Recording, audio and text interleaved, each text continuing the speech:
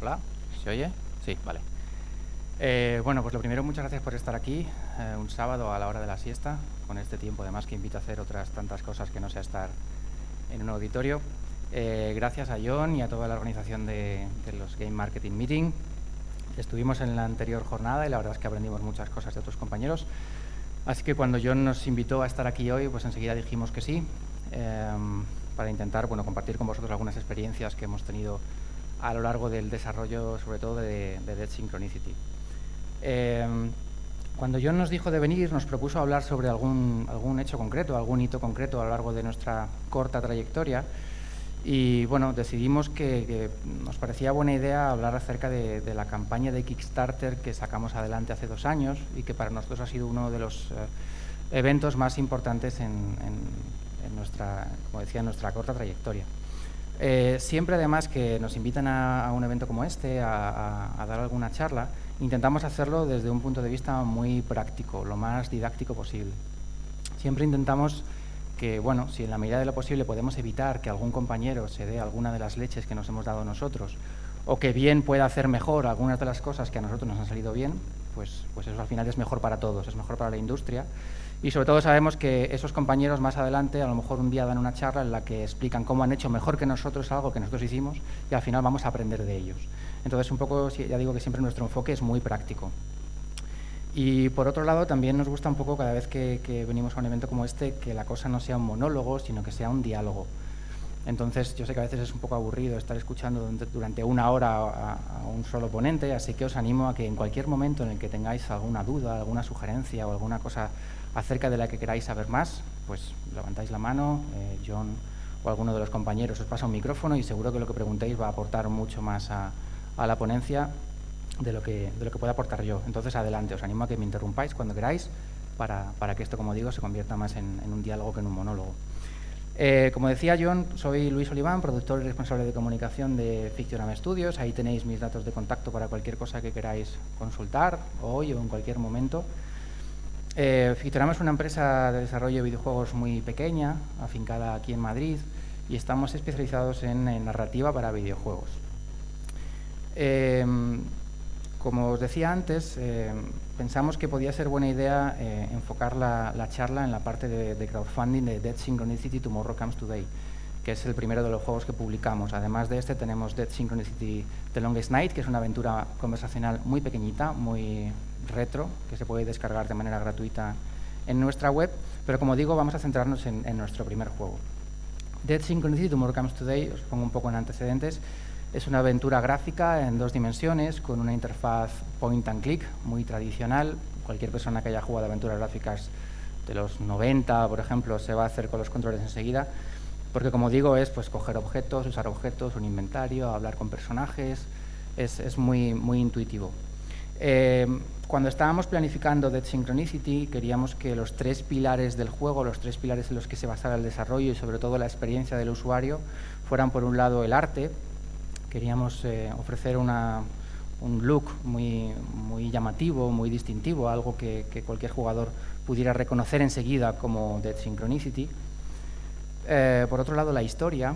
Queríamos contar una historia de tintes bastante oscuros, en la que pasaban bastantes cosas chungas y sobre todo poner al jugador en la tesitura de que hiciera cosas para acabarse el juego que suponemos que no le va a gustar hacer en su vida cotidiana, ¿no?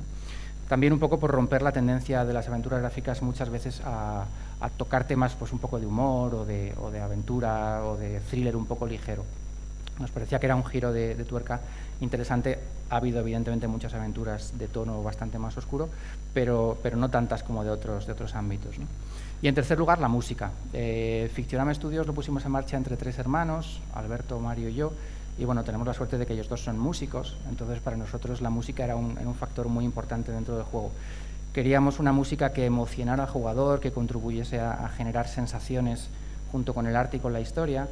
Una música que en algunos casos es muy chirriante, que puede ser incluso discordante, otras veces es más atmosférica, que está basada de manera muy directa pues, en las bandas sonoras de las pelis de los 80 o de los 90, de acción, de terror, incluso en las bandas sonoras de los giallo italianos, estas pelis de terror tan estridentes. Y con esos 3 elementos, pues queríamos construir, alrededor de esos 3 elementos queríamos construir el juego. Y bueno, los adelanto aquí un poco porque vais a ver cómo esos 3 elementos se van a repetir una y otra vez en todas las acciones de comunicación que hemos llevado a cabo a lo largo del desarrollo del juego. Vamos un poco atrás. Para todo lo que os voy a contar es interesante que contaros cómo nos planteamos la idea de Fictorama y Dead Synchronicity. Todo empieza hace pues, casi 4 años, en verano de 2012. La idea de que los tres juntos, los tres hermanos, hiciéramos juegos se remonta a mucho tiempo atrás, a cuando éramos pequeños y jugábamos sobre todo juegos narrativos, los jugábamos juntos, y siempre tirábamos también hacia experiencias de juego que nos permitieran crear cosas. En los 90, no sé si recordáis, juegos como Cartoons o como 3D Construction Kit, los que ya superen los 40, como yo, seguramente sí que les suena. Y esos juegos nos gustaban porque nos permitían contar historias a través de manera muy básica, todavía muy primitiva, pero nos permitían contar historias a través de videojuegos. Entonces, en verano de 2012, por fin, pues digamos que las circunstancias vitales de cada uno de nosotros hicieron posible que nos pudiéramos plantear de verdad, de manera profesional, la idea de crear historias a través de videojuegos. En ese momento, Alberto, el guionista, nos presenta un esbozo de lo que es la historia de Dead Synchronicity. Mario y yo también pensamos que es una muy buena historia para crear una aventura gráfica, un juego narrativo. Y como digo, pues ahí están los planteamientos. Es una aventura gráfica old school, de ciencia ficción postapocalíptica, en la que pasan cosas bastante oscuras. Queremos además hacer un juego que tenga un planteamiento más abierto que las aventuras gráficas convencionales de los últimos años. Queríamos un juego en el que tú pudieras moverte, hablar con mucha gente, visitar muchos sitios, que pareciera un entorno vivo, y sobre todo basándonos, como digo, en la historia, en el arte y en la música. Como cualquier planteamiento empresarial pues un poco razonable, entre comillas, evidentemente hacemos un plan de negocio, hacemos un estudio de la competencia, de lo que podemos llegar a vender, hablamos con muchos compañeros que nos dan estimaciones, nos cuentan cómo hacen las cosas. Y con ese plan de negocio lo que hacemos también, sobre todo, dado que Dead Synchronicity va a ser el primer proyecto de Fictorama, es hacer un plan de producción. Es decir, queremos saber cuánto nos va a costar hacer el juego, teniendo en cuenta también un poco cuáles van a ser las expectativas de ventas. Cuánto vamos a tardar, con cuántas personas tenemos que contar. Y de ahí lo que hacemos es que sacamos un presupuesto. Y en ese momento, evidentemente, como para tantas empresas y para tantos grupos de desarrollo, el presupuesto es el primero de lo que he llamado aquí blocker bug, que es un poco uno de los términos que usamos en el nombre de la charla. Es el elemento que nos bloquea a la hora de seguir adelante. Supongo que todos sabéis lo que es un bug en términos informáticos. Es un elemento que no funciona como debería, es un error en programación o en cualquier otro ámbito del software que hace que la experiencia no sea la que tiene que ser, ¿no? Pues los bugs más graves son los blocker bugs, que son los que no permiten que la experiencia de juego siga. Es decir, el juego ya no puede continuar. Pues para nosotros en este momento, evidentemente, el dinero, ese presupuesto del que hablaba, pues es el primero de los blocker bugs con el que nos encontramos. Tenemos que pensar cómo superarlo y, bueno, vemos que más o menos podemos hacer un pequeño plan de financiación que se basa primero en aportaciones directas de los socios, es decir, los 3 hermanos que apoquinamos ahí con nuestros ahorros. Gracias a esas aportaciones vemos que podemos pedir un préstamo. Hay una entidad, esto no tiene que ver con el marketing, es directamente un consejo. Hay una entidad del Ministerio de Industria que se llama ENISA, que apoya a emprendedores que quieren poner en marcha una aventura empresarial sin tener avales suficientes como para pedir un préstamo tradicional. Bueno, pues vamos a ENISA. Pero aún así, ni con nuestras aportaciones ni con el dinero que podemos pedir a ENISA sabemos que vamos a cubrir el desarrollo de Synchronicity. Entonces, ya muy atrás en el desarrollo, en verano de 2012, pensamos que el crowdfunding puede ser una buena alternativa. Hay que ponerse en situación. Hoy crowdfunding y Kickstarter son plataformas muy saturadas, donde cada vez es más difícil conseguir que un proyecto tenga visibilidad, pero esto es verano de 2012. Los que podáis dar ese salto os acordaréis de que unos meses atrás nada más había sido el gran boom de Tim Schafer con su Double Fine Adventure, que había pedido $300.000 y había sacado 3 millones.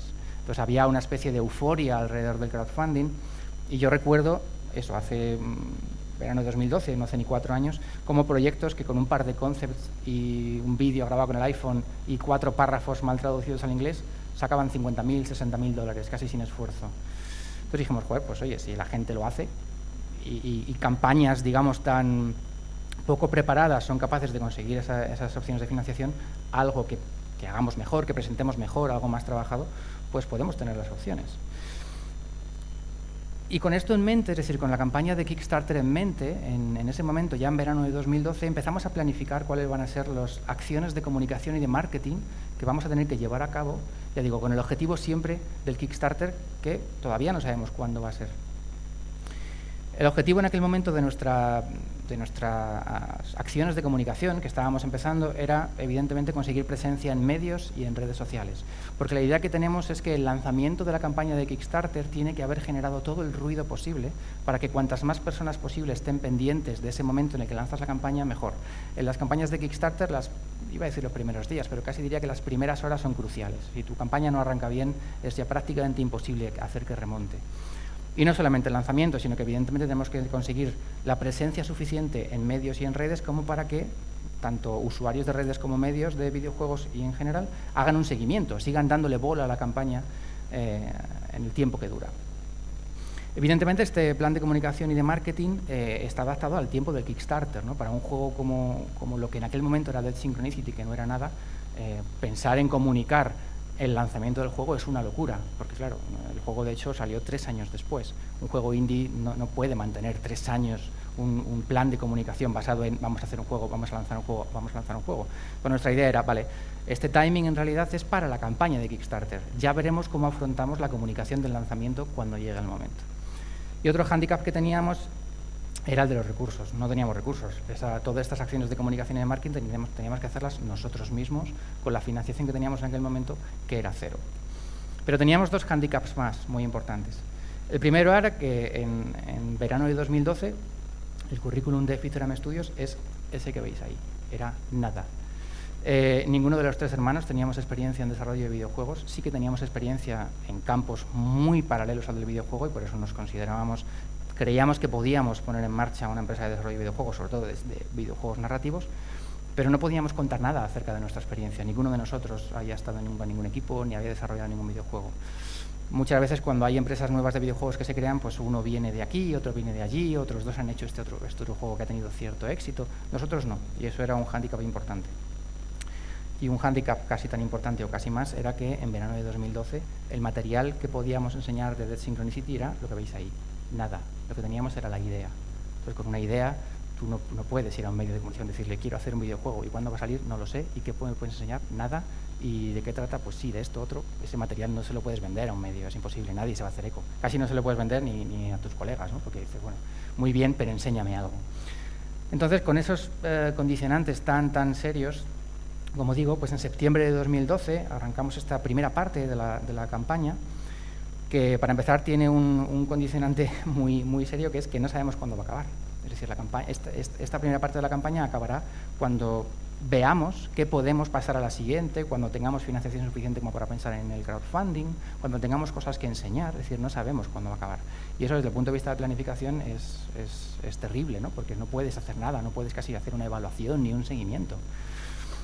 Decidimos entonces, evidentemente, que el perfil de la campaña tiene que ser un perfil muy bajo. Es decir, no vamos a ir a medios de comunicación porque, como digo, no podíamos venderles nada a los medios, no podíamos enseñarles nada. Y vamos a basar solamente las acciones de comunicación en un blog que ponemos en marcha, en redes sociales y, sobre todo, una parte muy importante que es la asistencia a eventos como este o a todos los eventos que hay acerca de videojuegos a lo largo del año. Y sobre todo en estos eventos lo que queremos es hacer networking. Nadie de la industria nos conoce, no conocemos a nadie de la industria y la manera más razonable nos parece que es ir donde está la gente de la industria, que normalmente es pues, en eventos como este tipo, en eventos como este en el que estamos hoy. Como curiosidad he traído la primera vez que hablamos del juego, esto fue en septiembre de 2012, y en ese momento lo que teníamos de Dead Synchronicity es lo que veis en la pantalla, esa diapositiva que había hecho además mi chica la noche de antes en 10 minutos, y eso era todo lo que podíamos enseñar, no teníamos nada más.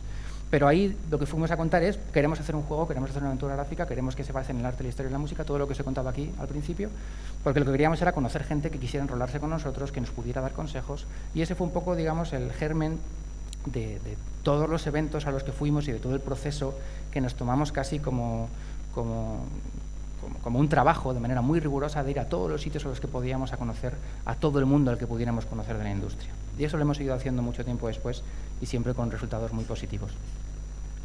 Como digo, arrancamos un blog en el que queremos empezar a lanzar información, siempre información de cierta calidad, que para nosotros ha sido como un requisito indispensable, es decir, no contar por contar, sino siempre contar cosas que pudieran resultar interesantes.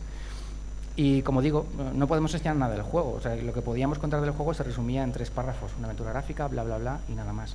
Entonces pensamos que de cara, sobre todo, a llegar al público con el que queríamos contactar, el público que queríamos que nos siguiera en redes sociales y que queríamos que estuviera pendiente de nosotros, pues se nos ocurre la idea de hacer pequeñas reviews que llamamos Finding Inspiration, reviews inspiracionales, entre comillas, de tal manera que revisamos aventuras gráficas y juegos narrativos, tanto antiguos como contemporáneos, contando lo que nos gusta, lo que no nos gusta, y para que de alguna manera los lectores del blog pudieran saber por dónde podía ir nuestro juego. Si sacamos a colación un juego como Beneath Steel Sky es porque luego Dead Synchronicity va a tener cosas en común con un juego como este juego de Revolution, un juego de los años 90. Nos vamos a los años 90, pero también hablamos de lanzamientos en aquel momento relativamente recientes, como Yesterday, de Pendulo Studios, una compañía también que hace aventuras gráficas. Y siempre elegimos juegos con los que podemos encontrar algún punto en común. Y eso sirve para que, como digo, los lectores que vienen a nuestro blog sepan lo que se van a encontrar un tiempo después. Ellos no sabían cuándo y nosotros tampoco sabíamos cuándo en aquel momento, pero intuíamos que sería relativamente pronto. En redes sociales hacemos lo mismo, en realidad. No podemos contar nada del juego, no tenemos nada de lo que hablar, más allá de la intención de hacer un juego como el que os contaba. Entonces, empezamos a publicar contenidos de aventuras gráficas. Ahí tenéis La fuga de Deponia, o de puzzles en aventuras gráficas, de juegos narrativos, de juegos de terror, porque Dead Synchronicity va a tener determinados puntos, no de terror, pero sí a lo mejor de juego de horror. De campañas de Kickstarter, además, que pudieran gustar a las personas que queríamos que más tarde apoyaran la nuestra. Y, por ejemplo, esto es un tuit acerca de una campaña de Kickstarter sobre un libro de Sensible Software. Otra vez, los que tengáis más de 40 sabréis quiénes eran Sensible Software. Y como curiosidad, abrimos también una cuenta en Spotify para reunir un poco la música que nos está inspirando a la hora de escribir las historias. Pues un poco lo mismo. A aquellos a quienes les guste esta música, seguramente también les va a gustar la música que hagamos para Dead Synchronicity, y también le va a gustar Dead Synchronicity al final. Y además de esos contenidos, pues en Twitter ponemos gatitos, que siempre gustan los gatitos. Y de hecho, esta gata es nuestra gata, que se llama Misha. Quien haya jugado al juego se habrá encontrado con un personaje que se llama Misha, que tiene un carácter muy particular, muy parecido al de nuestra gata Misha. Carácter muy explosivo. De verano de 2012 pasamos a noviembre de 2013, ha pasado más de un año y 3 o 4 meses, y en ese momento nos conceden el préstamo en ISA, con lo cual de alguna manera damos por cerrada una fase de la campaña de comunicación, pero nos damos cuenta de que en ese momento el único blocker bug que nos queda es Kickstarter. Hasta ese momento era todo el presupuesto del juego, ahora ya solo nos falta Kickstarter, con lo cual todos nuestros objetivos sí que los vamos a centrar en Kickstarter, y arrancamos esa segunda campaña, que empieza en noviembre de 2013 y que va a acabar cuando lancemos el Kickstarter. Todavía no sabemos cuándo, pero en ese momento ya sí que intuimos que van a ser pocos meses, 3, 4, 5 meses. De hecho, la campaña se acabó lanzando en abril, o sea que íbamos bastante bien encaminados. Y aquí damos un cambio, aquí damos un giro.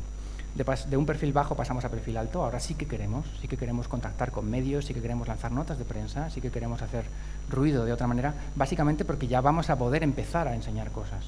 Y enseñar muchas veces en el sentido más literal, porque es el momento en el que por fin podemos contratar a un artista que se mete en el proyecto, que es Martín Barbudo, que es el que dota al juego de ese estilo, con determinadas orientaciones. Y ahora ya sí vamos a poder enseñar cosas, sí que vamos a poder tener cosas que enseñar a los medios y que los medios van a poder publicar más allá de nuestra intención. Como digo, el calendario lo basamos en el lanzamiento del Kickstarter. Para nosotros era muy importante tener una demo antes de lanzar la campaña de Kickstarter, luego os contaré por qué. Una demo al final era la forma de demostrar a los posibles backers que teníamos cosas hechas, que no nos estábamos inventando las cosas.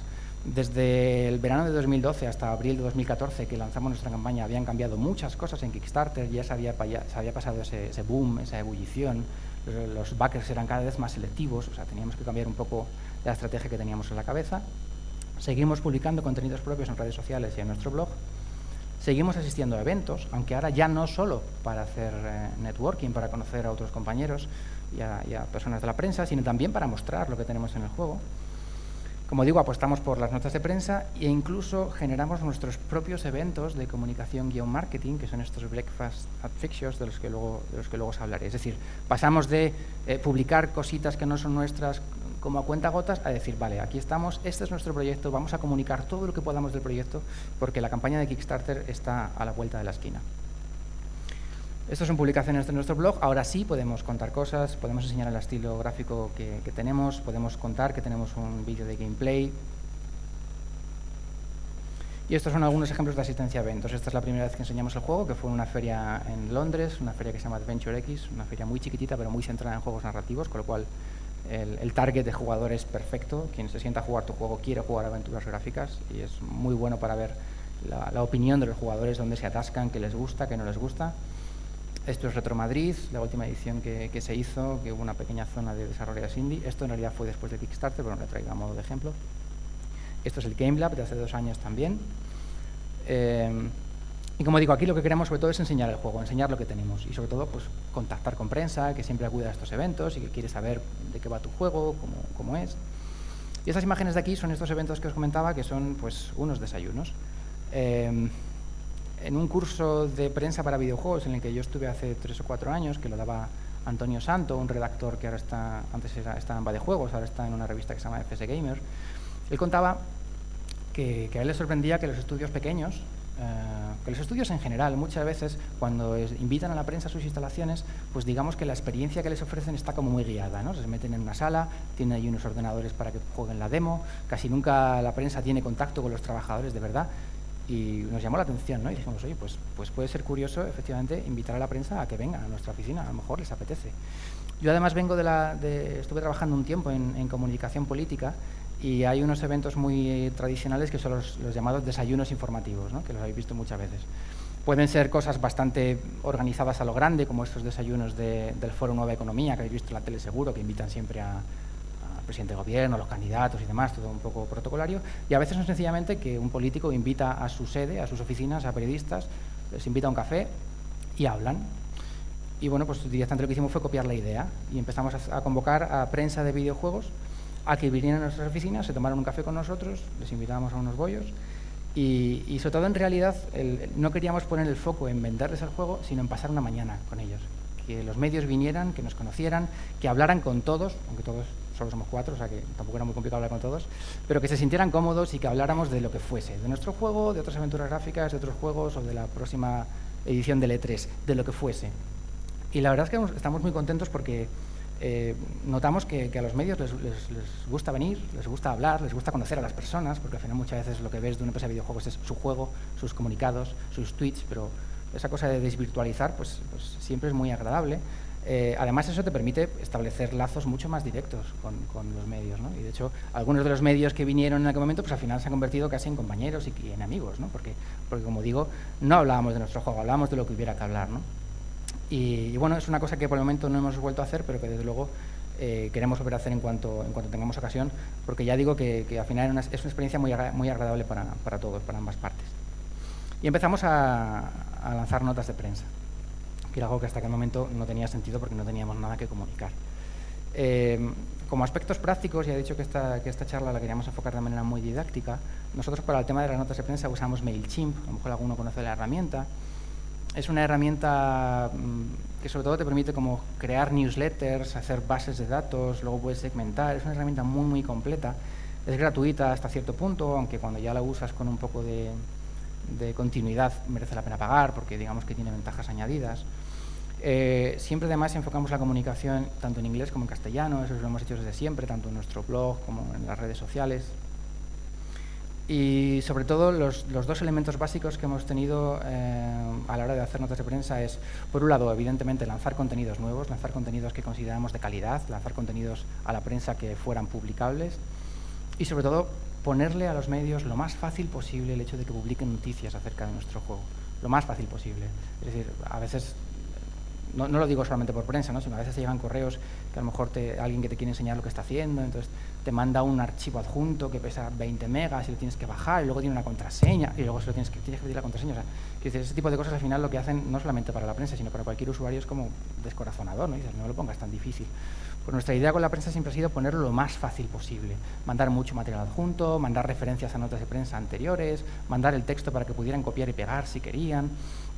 Y eso, hablando con compañeros de la prensa, pues al final te dicen que lo agradecen, ¿no? Porque cuanto más fácil se lo pongas, evidentemente, menos esfuerzo le va a requerir a un medio que de por sí seguramente tiene su parrilla bastante copada, pues meterte en ella, ¿no? Luego, si tengo tiempo, os enseñaré un poco del programa MailChimp. Si alguno tiene curiosidad, pues luego puedo hablar con él.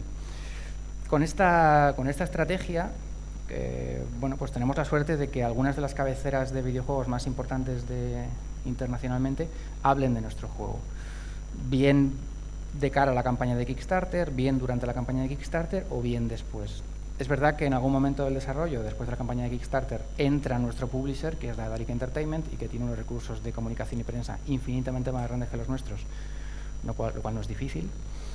Pero la presencia en estos medios, por ejemplo, pues fue fruto de este trabajo, estos planes detallados, muy planificados y, como digo, siempre intentando ofrecer contenidos de calidad.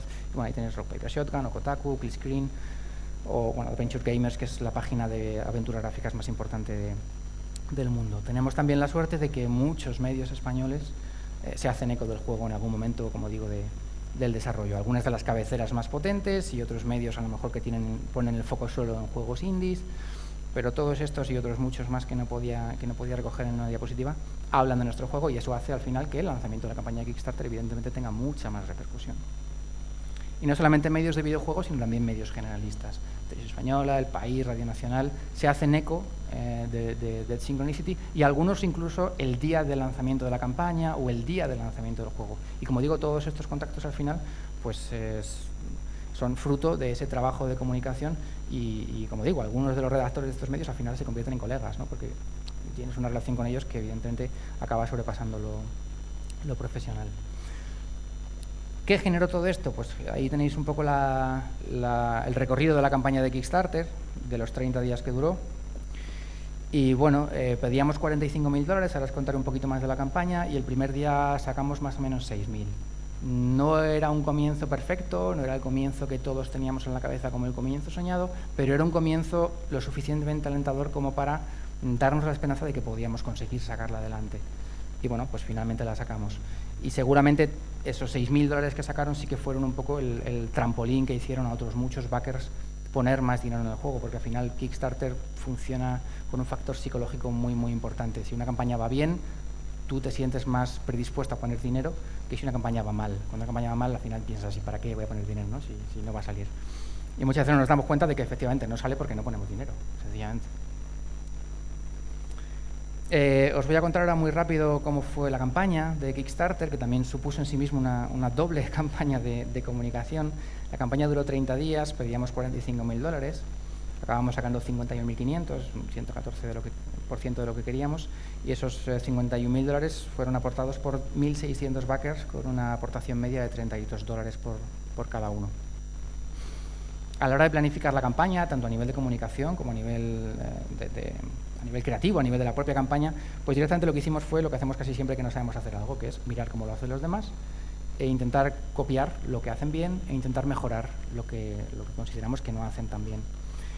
Y lo que hicimos, como digo, fue mirar todas las campañas que nos parecían campañas llamativas, que nos parecían campañas chulas, sobre todo campañas parecidas a la nuestra, es decir, juegos narrativos, con un objetivo económico parecido al nuestro, con unos recursos parecidos a los nuestros. Ahí os pongo, por ejemplo, para eso hay una página muy importante, muy interesante para que tenga en cuenta, quien tenga en mente no hacer un Kickstarter, que es KickTrack, que da muchas métricas, cuántas aportaciones por día, cuál es la mediana, cuál es la aportación media, tiene muchos datos muy interesantes. Y de cara a la campaña, para nosotros teníamos esos puntos clave que os pongo ahí. Primero, ajustar el objetivo a alcanzar, a hacerlo lo más bajo posible para que fuera realista, siempre sin descuidar el dinero que necesitábamos de verdad. Eso también es un error. Pedir en una campaña de Kickstarter menos dinero del que necesitas porque crees que es lo que vas a poder alcanzar es un error, porque corres el riesgo de conseguirlo y luego no conseguir ese otro tramo que te falta. Entonces es mejor siempre ser muy realista. Y si consideras que no puedes alcanzar el objetivo que necesitas, es mejor a veces incluso buscar una alternativa de financiación que no sea el crowdfunding. Evidentemente una campaña que sea impecable en todos los sentidos, a nivel de diseño, a nivel de arte, a nivel de textos. La campaña tiene que estar en inglés, evidentemente, perfectamente traducida, que el material gráfico sea atractivo, que llame la atención y sobre todo que la campaña en general consiga ofrecer confianza, es decir, que alguien que llega a tu campaña sienta la confianza suficiente como para que no piense que te va a dar $15 y no está del todo seguro de que no vaya a perderlos, como ha pasado en ya bastantes campañas. Y para eso, para nosotros, como contaba al principio, era muy importante tener una demo, ofrecer al jugador, al posible backer, una demo para que pudieran jugar una pequeña versión de lo que iba a ser después el juego entero. La campaña duró un mes, de 12 de marzo al 12 de abril, Eso iba a ser lo que durase también esa tercera campaña de comunicación, en la cual la prioridad era dar a conocer la campaña. En ese momento eso era lo más importante. Existe un error cuando uno piensa en la campaña de Kickstarter, en una campaña, y piensa que lo difícil es que alguien ponga dinero en tu campaña. No, lo difícil es que alguien llegue a tu campaña, lo difícil es que alguien vea, que clique y que vea tu página de Kickstarter. Luego está demostrado estadísticamente que hay un porcentaje de esos backers, de esos posibles backers que entran en tu campaña, que van a hacer aportaciones siempre que tu campaña sea mínimamente digna, decente, que tenga un producto atractivo, ¿no? Que suele estar entre un 5 y un 10. En nuestro caso, pues el 8% de las personas que entraron, considerando que las 20.000 visualizaciones se corresponden, 20.000 visualizaciones que tuvo el vídeo se corresponden a usuarios únicos, que no está claro, pero bueno, supongamos que son usuarios únicos, más o menos el 8% hicieron una aportación. Y fijaos que el 13% vieron el vídeo completo. Es fácil pensar que quien ve tu vídeo completo es fácil que luego haga una aportación.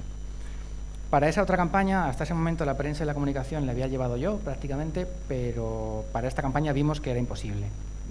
Reconozco que lo vimos tarde, lo vimos cuando ya estábamos en mitad del Kickstarter, pero ya es imposible. Al final una campaña de Kickstarter tiene un montón de flancos abiertos, notas de prensa, entrevistas, manejar las redes sociales, hacer actualizaciones a la propia campaña, el tablón de foros, comentarios, en fin, es imposible.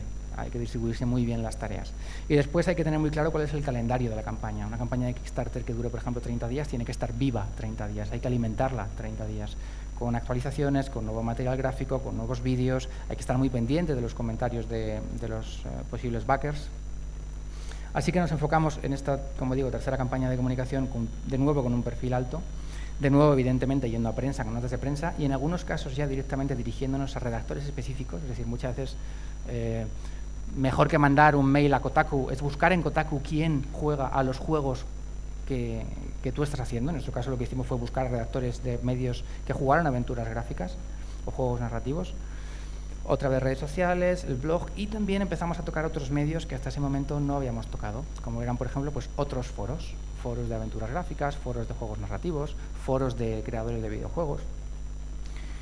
Y es importante cuando uno tira a tantos objetivos distintos, tener en cuenta que cada una de estas fuentes al final cuenta, al final hace una aportación, es decir, no hay que descuidar ninguna. Esto es un gráfico de dónde vinieron las aportaciones a nuestra campaña de Kickstarter. Y veis ahí, por ejemplo, que de una página como Rock Paper Shotgun vinieron directamente $2.000. De una página como Adventure Gamers, que es una página relativamente pequeña en relación a los grandes medios, pero muy focalizada en aventuras gráficas, pues llegaron $700. De Kotaku llegaron 500, de Destructoid llegaron casi 200. Es decir, al final son un montón de aportaciones que vienen de muchos sitios distintos y que son los que hacen que todo sume. Había una parte que nosotros teníamos pensado, en la que teníamos pensado enfocarnos casi desde un punto de vista personal, sin buscar nada más que esa especie de respuesta, pues un poco de dar las gracias, que son los backers, son las personas que ponen dinero en la campaña de Kickstarter. Para nosotros era muy natural dar las gracias todo el tiempo y estar pendientes de ellos, porque ellos al final están financiando tu campaña, pero descubrimos a raíz de la campaña que los backers también son una fuente de información hacia el exterior que ayuda a difundir tu campaña tanto, a veces o más, que lo que tú puedes hacer. De hecho, para que veáis la implicación que tuvieron los backers en nuestra campaña, hemos traído aquí 2 ejemplos. La famosa campaña de Double Fine, esta de lo que luego fue Broken Age, sacó $3.300.000. Su campaña tuvo 87.000 backers y en su campaña hubo 11.200 comentarios. Nuestra campaña de Dead Synchronicity tuvo $51.000, fijaos lo lejos que está de 3 millones. Tuvo 1.600 backers, fijaos lo lejos que está de 87.000, y tuvo 9.000 comentarios. Lo cerca que está de 11.200. ¿Por qué? Porque en un momento pedimos a los backers que pusieran comentarios porque alguien nos comentó que una campaña con muchos comentarios era más fácil que Kickstarter la destacara y la metiera en su newsletter. Dijimos, pues vamos a probar. Entonces hicimos una petición, oye chicos, por favor, dejar mensajes en el foro. Y esta fue la respuesta, 9.000 comentarios. Los backers, además, pues eso, ellos te pueden sugerir actualizaciones, te pueden sugerir recompensas, te pueden sugerir que hagas cambios en la campaña y van a hablar de tu juego si les gusta y se sienten identificados con él, tanto o más de lo que puedes hablar tú. El tema de la promoción cruzada, que ahora se usa mucho, pues, por ejemplo, en las aplicaciones móviles, cuando un juego tiene publicidad de otro, que tiene publicidad de otro, y al final todo se hace promoción a sí mismo, en Kickstarter funciona muy bien también. Si te pones en contacto con otras campañas, pues puedes proponerles que ellos hablen de tu campaña y tú hablas de la suya. Digamos que es una especie de intercambio de publicidad, de promoción.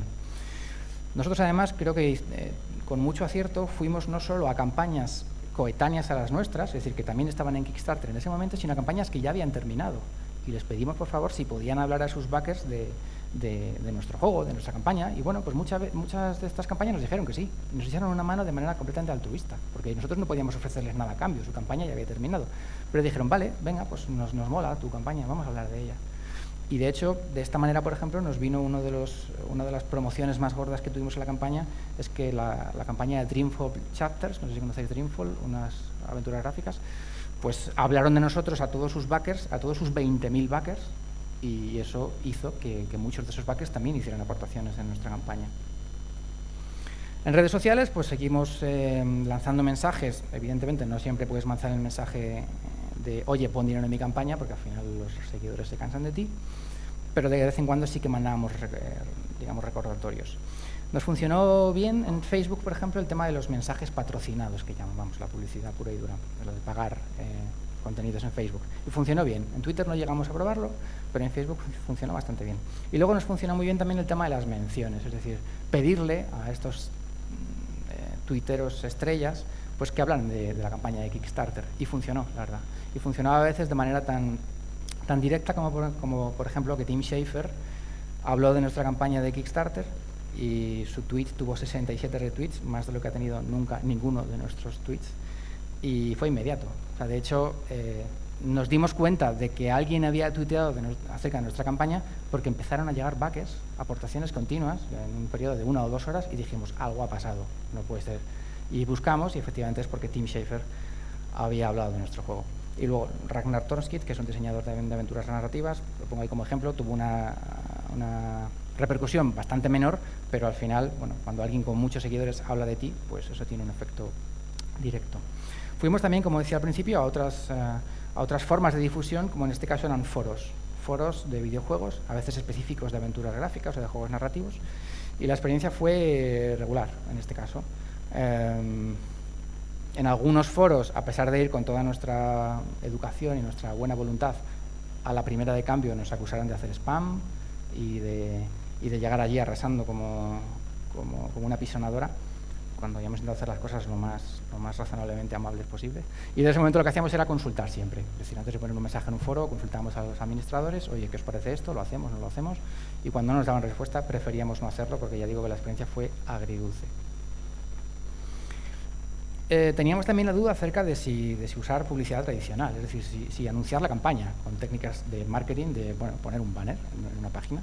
Teníamos dudas porque no sabíamos cómo se lo iban a tomar los backers, ¿no? Porque nos daba miedo que pensaran, joder, o sea, tenéis dinero para poner publicidad y me estáis pidiendo dinero para hacer vuestro juego.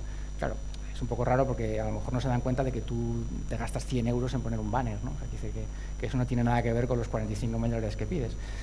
Preguntamos a algunos backers, como siempre, preguntamos, y nos dijeron, oye, yo no sé, no creo que la gente se lo vaya a tomar mal. Y efectivamente no se lo tomó mal nadie. Y lo que hicimos fue poner banners en webs de aventuras gráficas y de juegos narrativos. Ahí sí que fuimos muy, muy dirigidos. Y funcionaron bien. Con una inversión muy pequeña conseguíamos un retorno bastante interesante.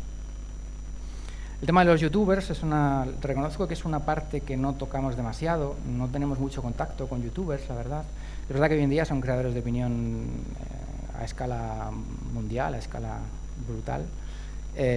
Algunos de ellos, además, ya sabéis, tienen millones de seguidores. Pero bueno, nosotros contactamos con muchos youtubers. De las grandes estrellas no nos contestó ninguno.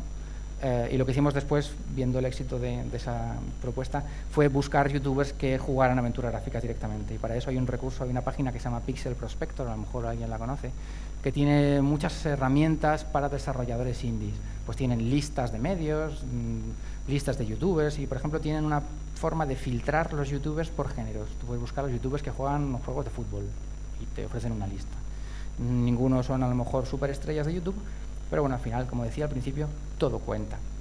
Y por último, ya en un batiburrillo, buscamos otras herramientas que nos habían comentado compañeros. Por ejemplo, en Reddit hicimos una sesión de estas de Ask Me Anything, una de estas cosas abiertas que la gente te pregunta y tal, que fue un fracaso absoluto porque salió mal técnicamente, de pronto unos días antes Reddit había decidido que no podía hacer ninguna sesión de Ask Me Anything que tuviera que ver con Kickstarter, no nos enteramos, nos lo cerraron, o sea, fue un desastre absoluto, no valió de nada.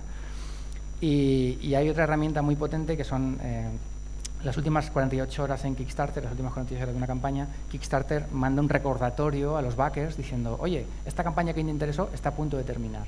Entonces todo el mundo nos había dicho, oye, en esas últimas 48 horas, que es cuando más backers vais a tener y cuanta más gente va a ir a vuestra campaña, pues es muy efectivo lo de pedir un poco más, ¿no? Que es una estrategia que por lo visto funcionaba, nos dijeron que funcionaba muy bien. Es decir, si tienes 1000 backers, dices a los 1000 backers, oye, ¿os habéis dado cuenta de que si ponéis cada uno $3 más, la campaña va a tener $3000 más y que ya llegamos?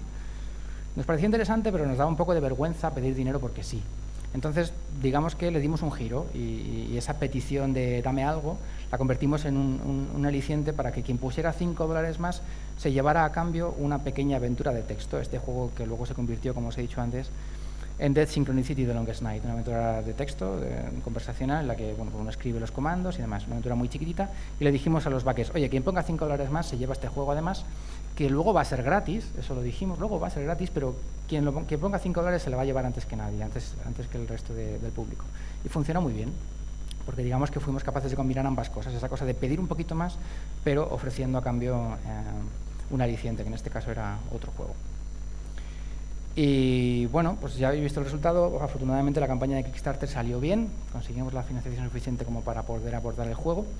Luego el proceso de desarrollo siguió mucho más, como os comentaba antes, entró un publisher, el proceso se alargó más de lo que queríamos, porque bueno, el publisher decidió que quería ver doblaje en castellano, en inglés, o sea, en inglés, en alemán, un montón de idiomas, o sea, el desarrollo fue mucho más largo, pero hasta aquí la verdad es que la experiencia fue más o menos como la teníamos planteada, lo cual es una suerte que las cosas salieran como teníamos en la cabeza.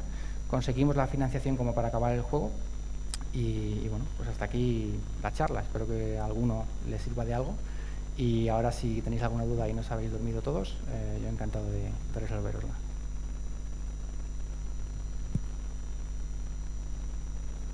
A ver, creo que te va a dar el micrófono.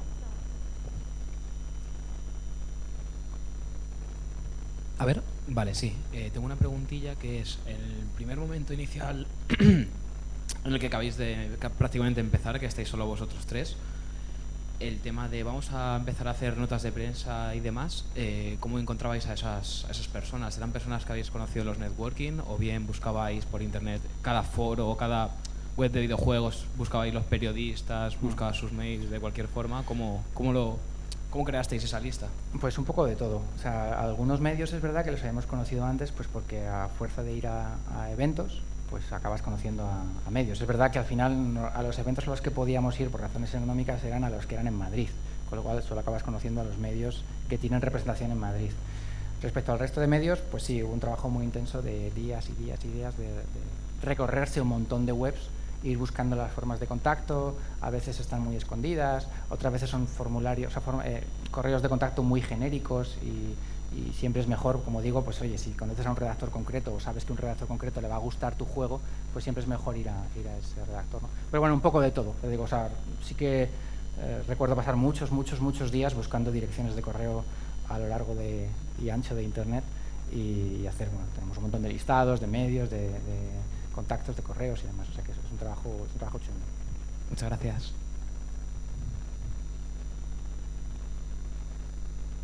¿Alguna cosa más? ¿Nadie? ¿Más preguntas? ¿No? Bueno, pues he tardado 7 minutos menos, o sea que me ajusta bastante bien. Bueno, pues muchas gracias.